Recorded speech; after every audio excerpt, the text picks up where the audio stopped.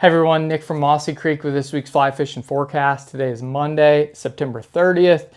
We got a lot to cover. We've had a lot of rain over the last few days, as many of you have seen.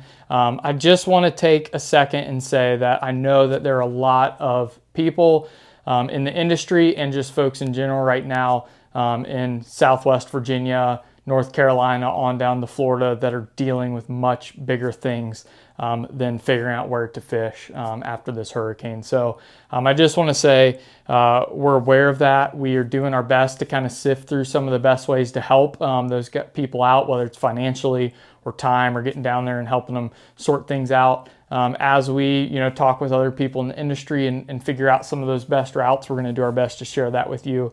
But mainly right now, just wanted to say, as we talk about our area and what we're going to do fishing wise in the next couple of weeks, I just want to be sensitive to people that are dealing with much bigger issues. So we're praying for you guys down there. Our hearts go out to you.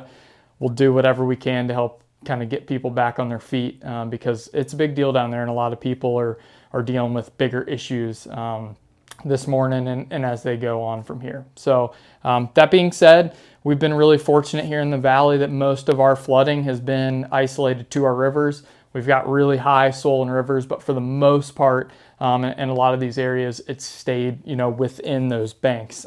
So as we look kind of into the next week, we are still really swollen and muddy.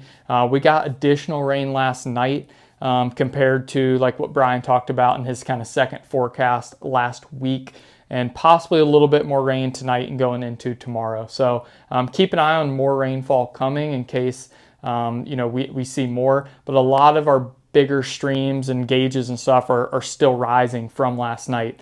To put it in perspective, the South Fork, weeks ago when it was at its low was at 2-3 feet. Right now we're looking at like 16 feet going on into flood stage. So be extra careful out there. The city and county schools were actually closed this morning just in preparation of some of the flooding. So especially low water bridges and places like that, be extremely careful as you're out there.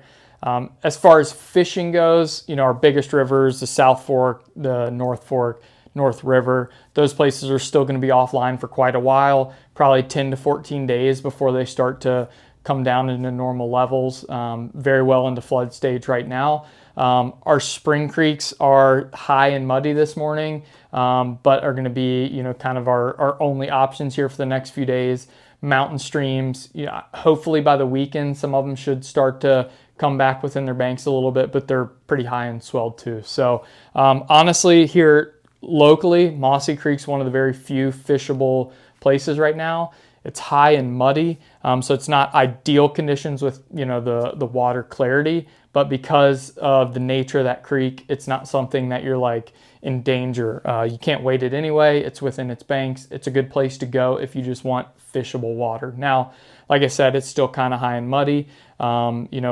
Fish can't see very far. You got to get that fly in their face or draw a lot of attention. So it's a good time to throw big, dark, articulated streamers, zertle bugs, stuff that get down in the fish's face. Rubber legged flies I like a lot. Just give a little more vibration, something more for the fish to sense.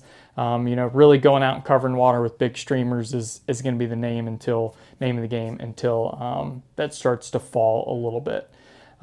Ponds, lakes, and reservoirs are probably going to be your best bet as well throughout the week. Be careful with some of them. Places with big dams that could overflow, be extremely careful, as many of them are probably still going to be full.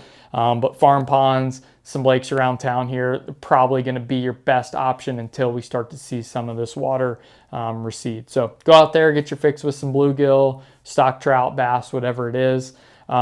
Give us a call if you got questions on some of the gauges or figuring out where to go. You can keep an eye on a lot of the USGS gauges and watch as the water's bumping up and see how it falls and how quickly we're going to get back into good shape. So keep that in mind. While it's going to be full and tough to fish here for the next week or so, it's going to mean really good things for our fall fishing. We're coming into October. The state's going to start looking at stocking places. Having all this water is going to be great. There might be a little bit of delay with how high and flooded some of these streams are going to be, but at our water table for the October, November into the fall and winter, it means good things. So good things for the fall fishing.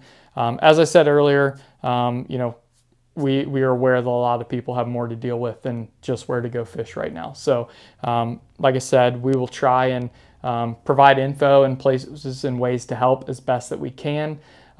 If you're going to fish around here, be careful. Don't take any unnecessary risk. If you have questions about what flows are safe and whatnot, please give us a call. We would be happy to help. So as always, thank you for watching. Give us a call. I know some stuff's a little more complicated right now, so we'd be happy to talk through it. We'll see you next week.